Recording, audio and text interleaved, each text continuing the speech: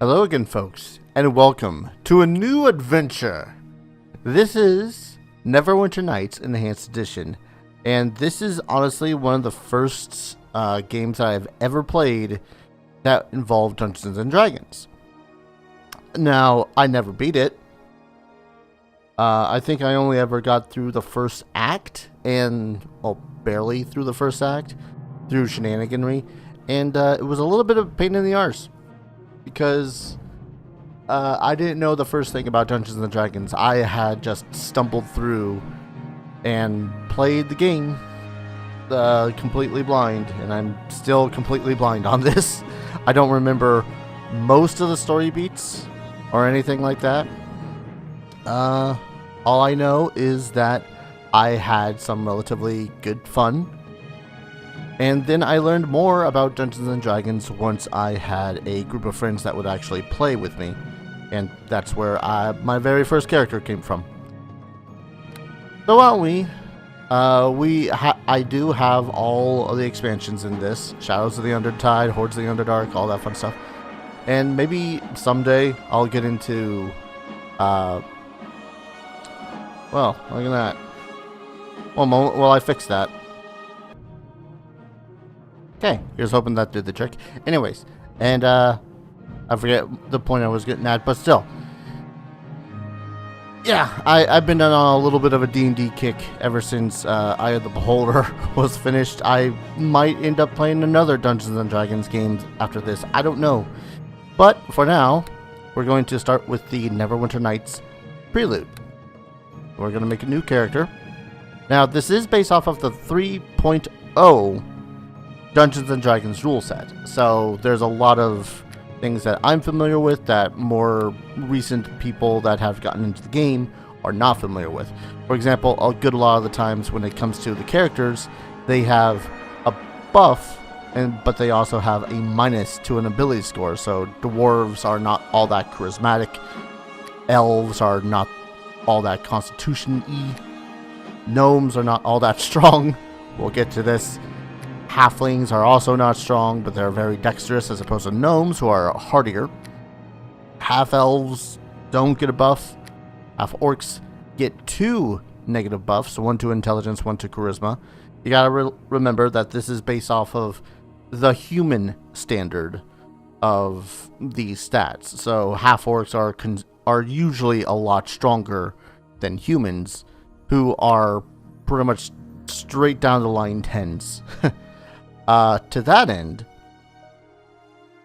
if you guys know me, you know exactly who I'm playing as. I'm playing as Darius Tomu, who is a gnome. Usually they are alchemists, inventors, and technicians, though most prefer to remain among their own kind in simple comfort. Gnomes adore animals, gems, and jokes, especially pranks. They love to learn by personal experience and are always trying new ways to build things. They stand 3 to 3.5 feet tall, skin that ranges from dark tan to a woody brown. Hair is usually fair, and their eyes are often some shades of blue. Now, this is not exactly the kind of gnome I'm familiar with. I'm used to gnomes with more earthly colors, greens and browns and the like. And then Pathfinder happened, and then they turned into all sorts of Technicolor.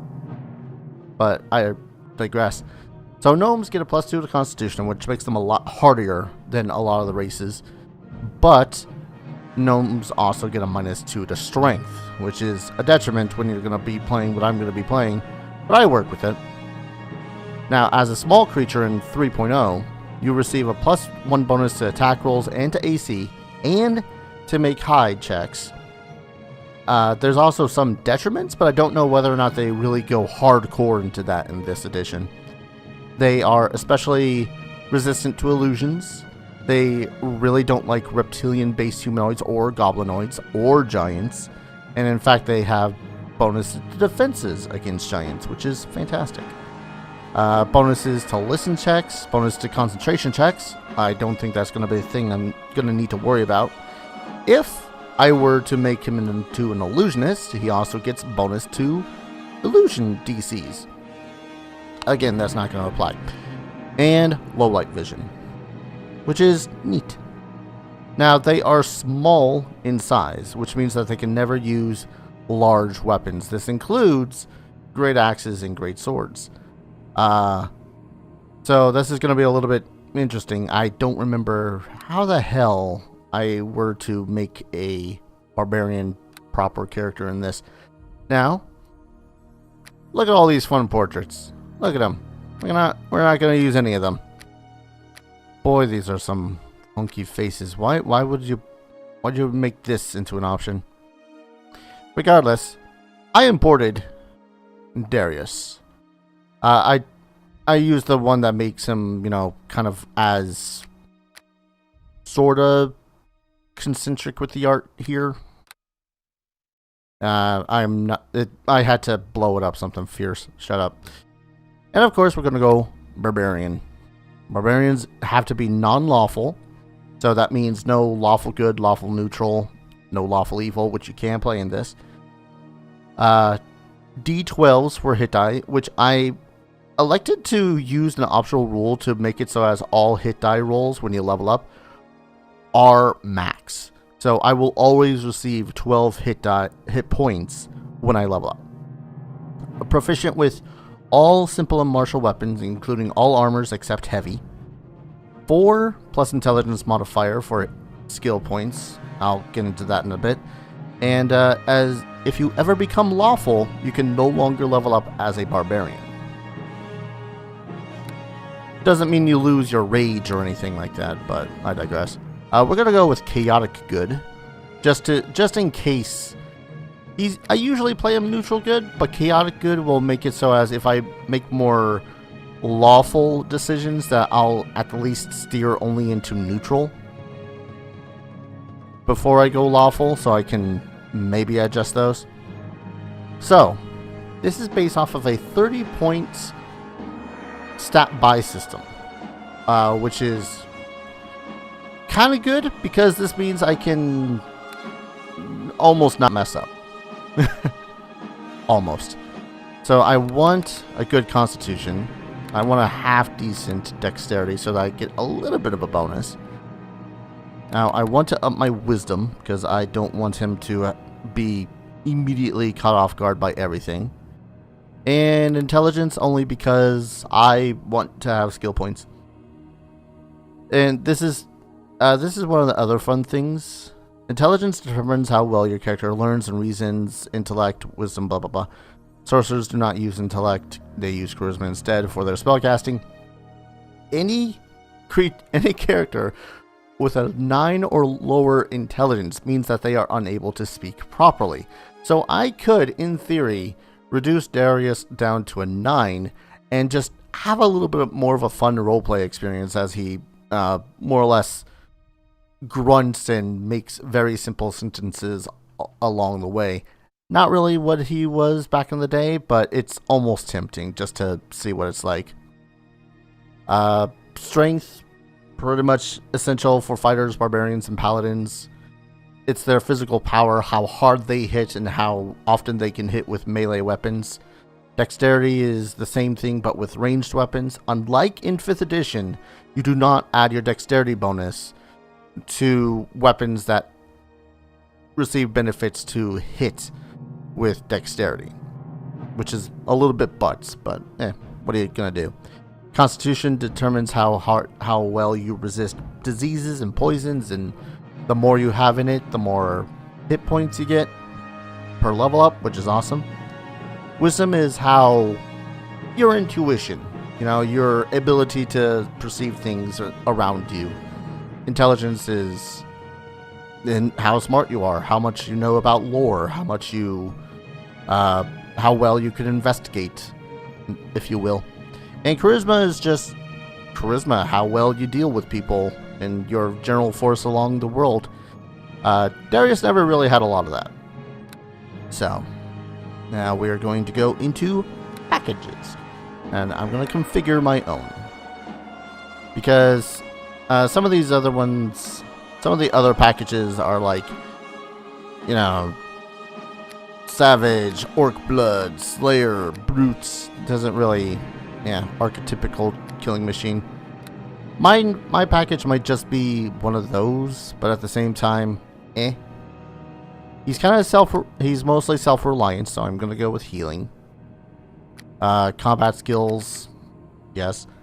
This is to make it so as you can resist the effects of special combat things like disarming, cold shots, and whatnot. Which is neat. Which is really, really neat. Now, you'll notice that some of these are labeled class skill. Those are ones that I can invest a singular point into, and I will get a full point. Anything that is not a class skill, I actually have to invest 2 points into in order to get 1 point. Now, how am I getting these points? So, every character gets a allotment of skill points when they level up. At first level, you take this number and then you quadruple it. So, Barbarians start with 4 times 4 at first level and 16 points. You get 1 more point every intelligence modifier of 1 or higher that you get. So if I had 1, I would instead have 20 points. If I had 2, I would have 24, so on and so forth. Don't think I've ever seen Ride be used in this game. Only used in Wyvern Crown of Cormyr. Yeah, exactly. Taunt, that's charisma based. Man, I kind of want to go with craft weapon because sometimes you just see a nice, you get a really cool looking weapon, but then it looks like shit on the character. So that's what I always did. I always invested in craft weapon to make it so as the weapons I get actually look good, or look good to me anyways. Balls. Balls. I suppose parry. Block incoming attacks. Check. The DC is a modified attack roll of the incoming blow. Successful parry check means that the attack does not damage the parrying character. We only parry a number of times per round equal to the number of attacks per round available to the character. So if you are just starting off, you can parry 1 attack in a turn, which is not that shabby. And with my dexterity bonus, that's not terrible either. And I still have 4 more points. I am tempted to put it into craft weapon because you can actually craft weapons. It's not just, oh, I can modify how weapons look. It's full-on crafting a weapon.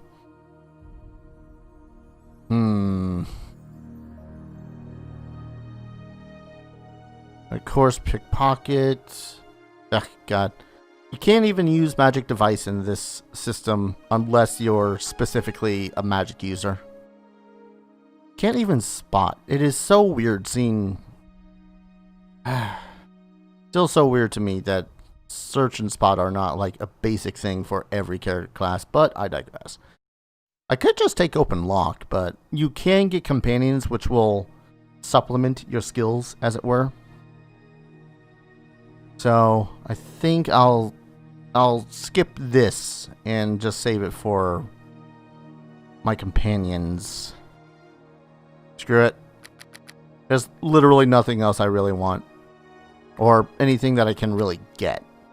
Because bluff, I get minuses to, and I would have to pump more points than I can really do into it. Tumble wouldn't be that bad. But he's going to be very much in the thick of battle anyways. Taunting.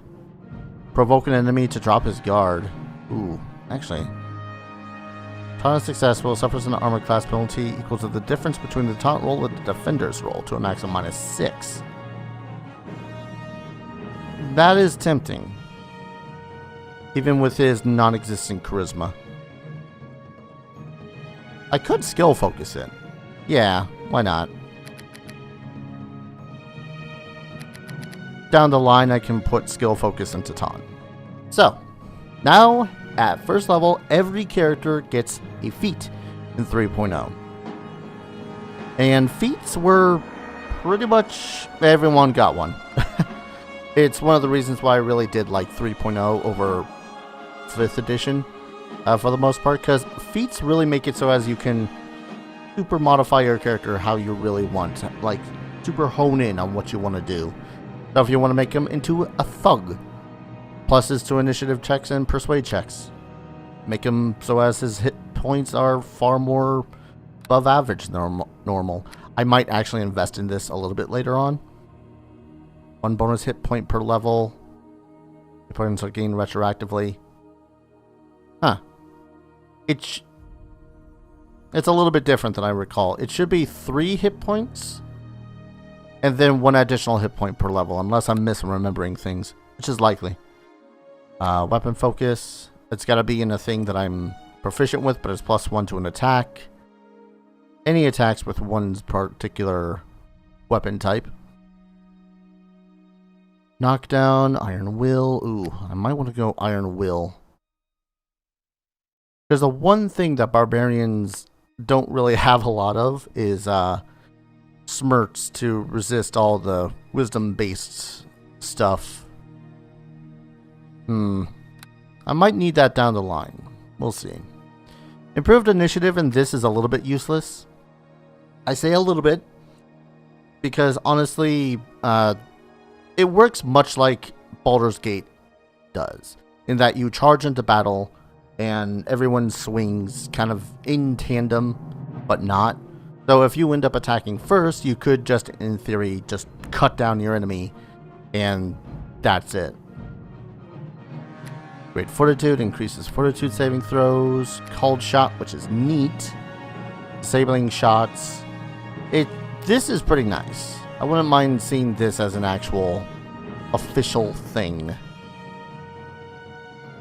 Overcome the target's thing. Hit them by the leg. Reduce their movement. Fall shot against the arm. Provides a cumulative -2 penalty to the creature's action rolls, etc. Bullheaded +2 to resist taunts and +1 to will saving throws. It's not bad. Initiative and spot checks. I didn't look through all of these in the first place. Just so as you know. Oh, I would, in theory, take heavy armor proficiency because heavy armor is always really cool. However, does that affect this?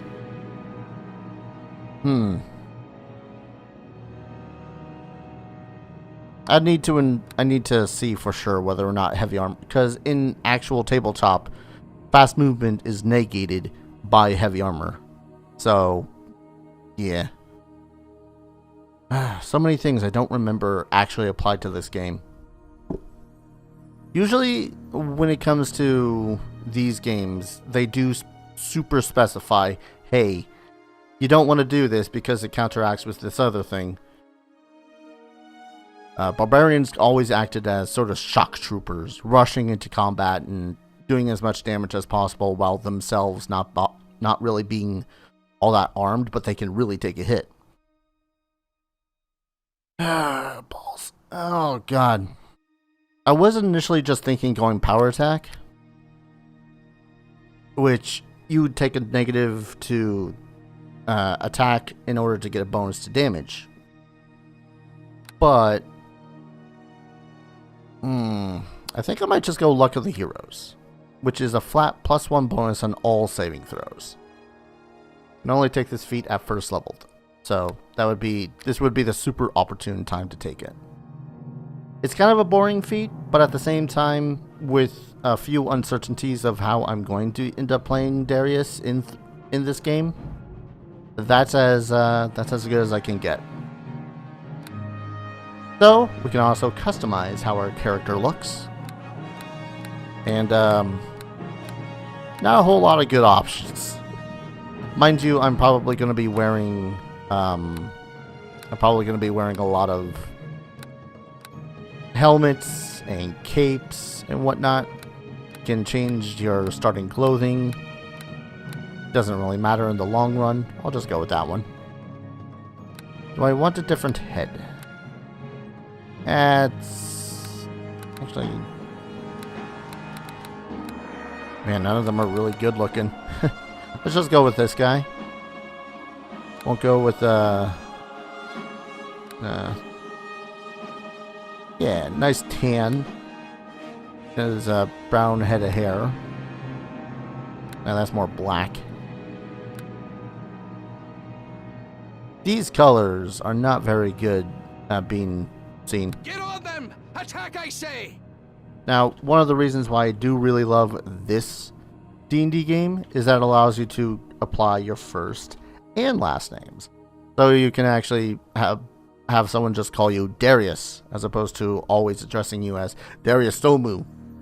By my direction, attack! Attack! Ah! Rip you to shreds! Nothing walks away! I kind of like Violent Fighter. Attack! I say attack!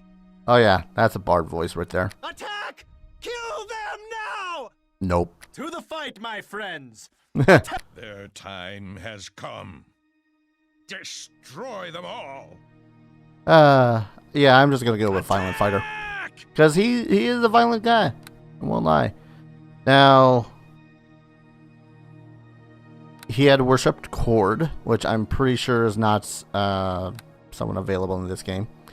But yeah, that is overall how I'm going to play Darius. I'm unsure some of the things that I'm going to end up doing based on builds and whatnot. Like, because he is a small character, he can't use large weapons.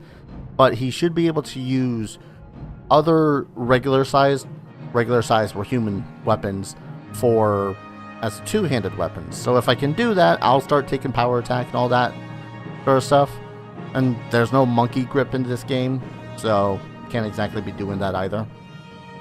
In any case, though, I'm gonna hit play. The Frozen North, the name given to the stark and unforgiving frontier that lies beyond the high moor of Faerun.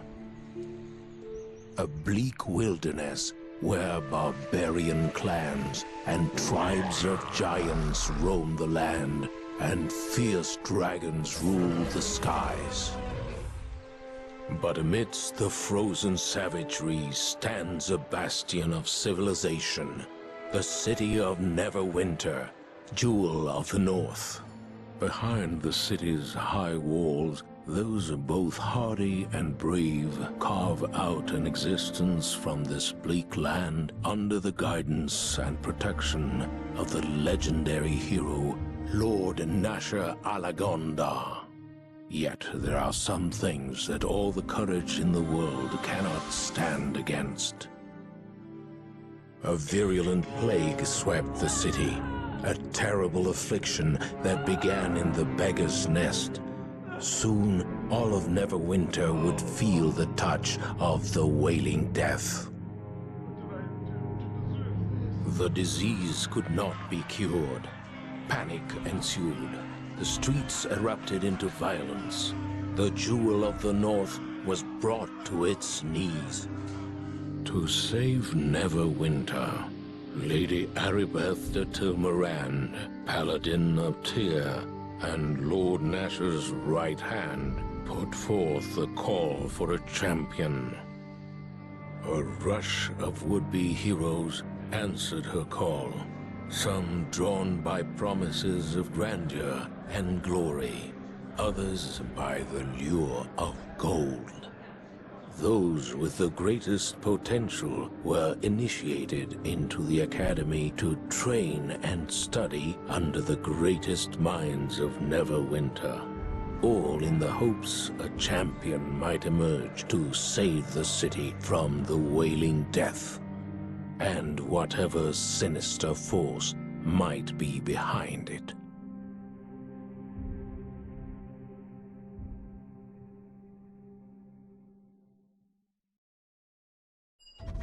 Yeah, pausing.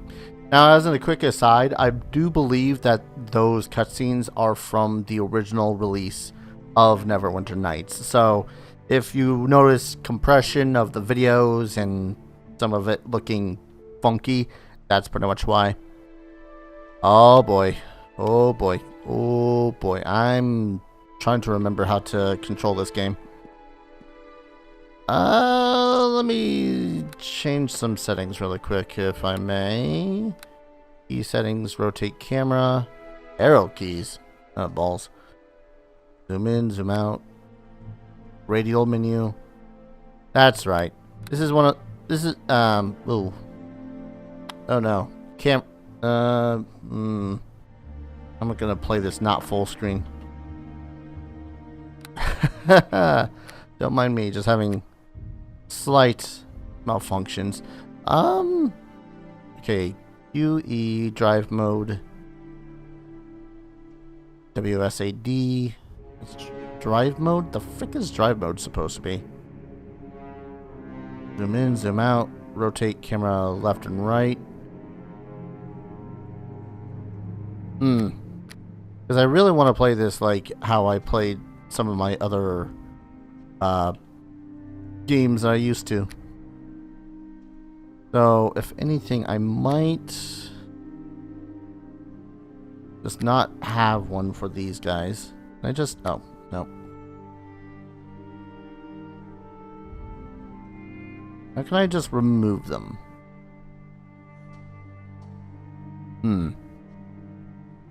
Camera fold down mode, numpad. I might just have to grin and bear it. I may just have to grin and bear it. Because the way that you move in this game is you pretty much just point and click selection and rotate to left and right. Let's see what's in this chest. It is a club. Great. Really quick, just want to look at my character. Yep. And inventory with I, which you should be able to move them in inventories, I think. They only started me with a hand axe and some hide armor. Yay. Hand axe. You can right click and examine things. D6. 3 times crit. Yeah. That feels good. That feels good in my hand. I just wish for a easier way to rotate things. Oh. Oh no, I didn't see how pudgy it was going to be. Ah, no, I might have to fix that. I'm going to have to fix that because heck with that. Ugh, don't really like that face either. This is where mods would come in, except I'm going to try to refrain from that because that is a steep slope down really fast. Anyways, I'm going to go ahead, call an episode here. When we return, we can actually get into the game proper. And I gotta say, I can't wait. This is exciting. I've really been wanting to play and finish this game, but you guys know me. I'm terrible at just finishing a game that I start. Unless I'm Let's Playing it. In any case, thank you everyone so very much for watching. I hope you guys enjoy this adventure as much as I hope to. And as always, I'll see you guys in the next video. Take care. Cheers.